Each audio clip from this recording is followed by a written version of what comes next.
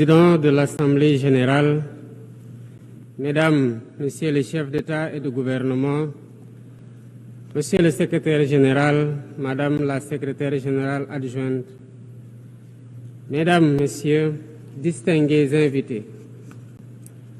Avant tout propos, je voudrais saisir cette tribune pour saluer à nouveau la mémoire de mon compatriote, Amadou Makhtar Mbow, qui vient de nous quitter.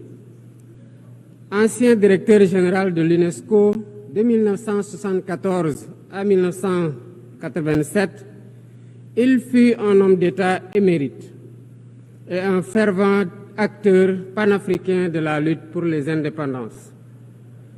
Je félicite M. Philomène Yang pour son élection à la présidence de cette Assemblée générale des Nations unies, ainsi que son prédécesseur pour sa contribution à la mise en œuvre de notre agenda commun.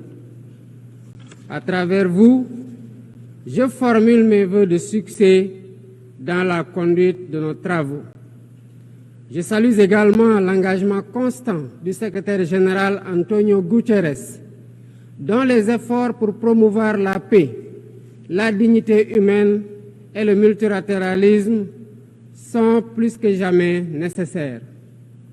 Le Sénégal renouvelle son plein soutien à sa mission en ces temps de turbulence mondiale. En prenant la parole aujourd'hui, je suis habité d'une conviction profonde: l'unité dans la diversité est la clé pour garantir le développement durable et la dignité humaine pour tous, partout dans le monde. Ce thème de la présente session, qui guide nos discussions, nous invite à repenser nos responsabilités collectives et à nous assurer que les principes fondamentaux des Nations unies, définis il y a près de 8 décennies, continuent de porter la promesse d'un monde plus juste et plus équitable. Mesdames, Messieurs, nous vivons dans un monde troublé, où les principes de la Charte des Nations unies, qui prônent l'égalité, la justice et le respect des droits humains, sont chaque jour mis en mal. Les conflits s'étendent, les inégalités se creusent et les crises climatiques aggravent la vulnérabilité de millions de personnes à travers le monde.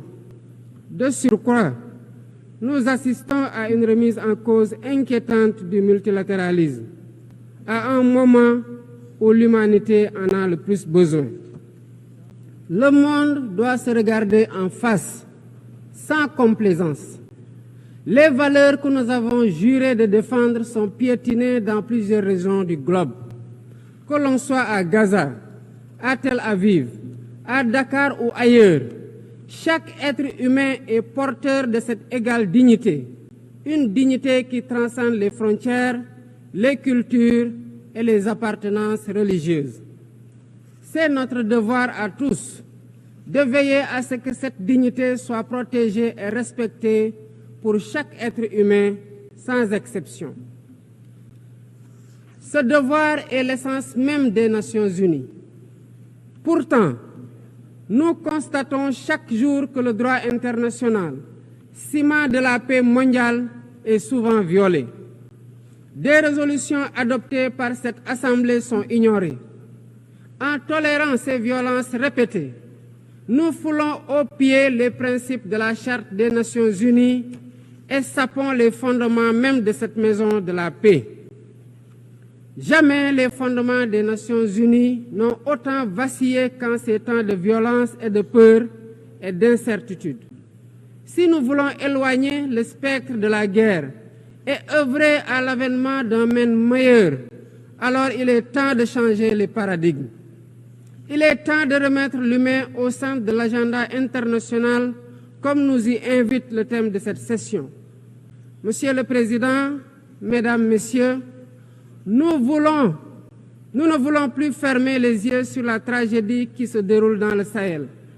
Des groupes terroristes sèment la terreur, pillent, tuent les populations civiles innocentes.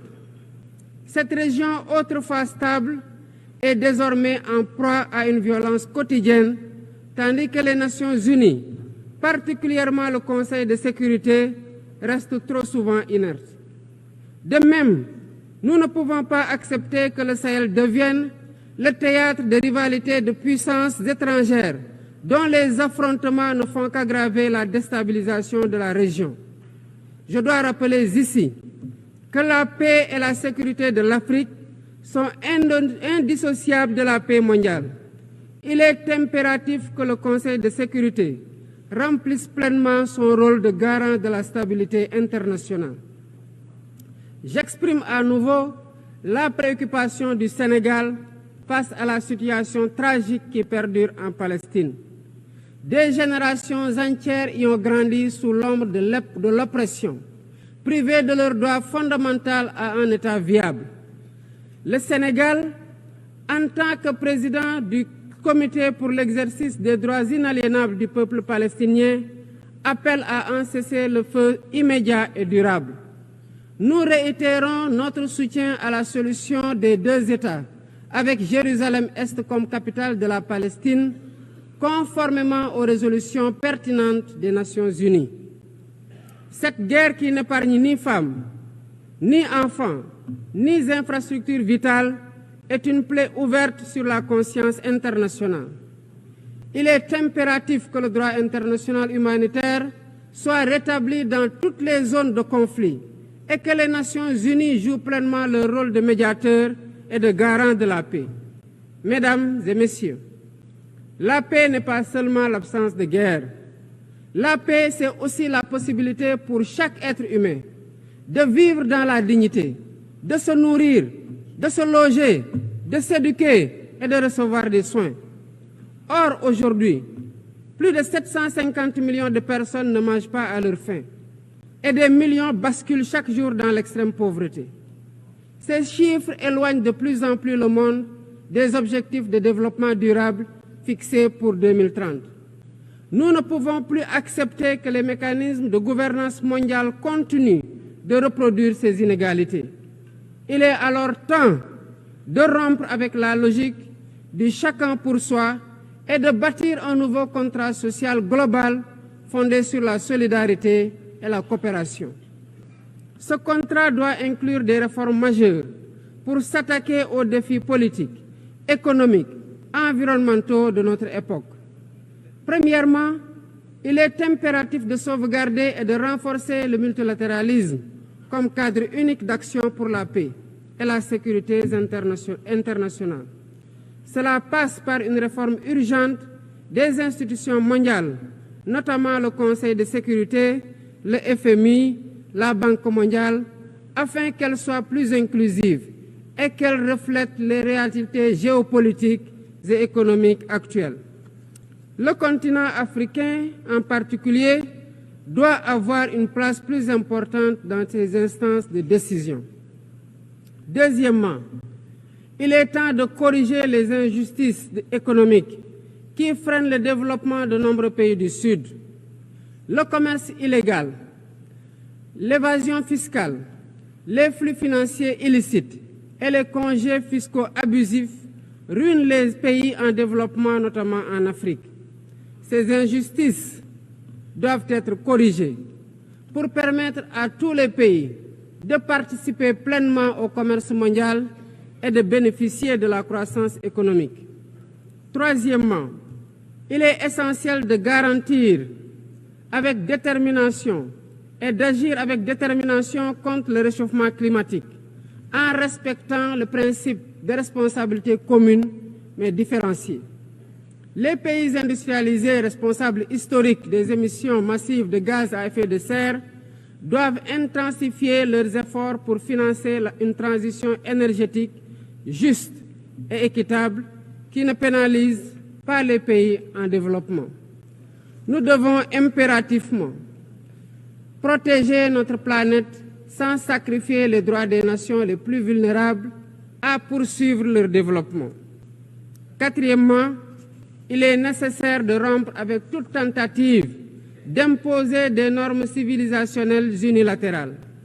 Depuis son indépendance, le Sénégal a toujours défendu l'égale dignité des cultures et des civilisations. Et cette diversité doit continuer à être la base de la coexistence pacifique entre les peuples. Aucune nation ne devrait imposer aux autres ses pratiques ou ses valeurs comme normes universelles. Le respect des différences est le fondement de la stabilité et de la paix dans le monde.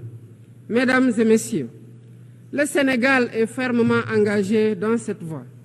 Nous avons choisi de bâtir un État résolument tourné vers le développement durable avec des initiatives ambitieuses dans des domaines tels que les énergies propres, la souveraineté alimentaire et la gouvernance transparente. Mais nous savons que pour réussir, nous avons besoin de l'action collective et de la solidarité internationale. Aucun pays, aussi puissant soit-il, ne peut relever seuls les défis qui menacent l'humanité. Il nous faut donc agir ensemble, unis dans la diversité, pour construire un avenir où la dignité humaine est respectée, où la justice prévaut et où la prospérité est partagée. C'est par la coopération et le respect mutuel que nous surmonterons les crises qui secouent notre monde. Je vous remercie de votre aimable attention.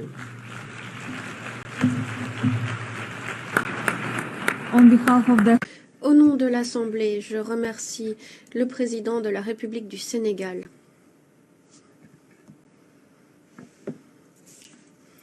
L'Assemblée va écouter l'allocution de son Excellence Sylvanie.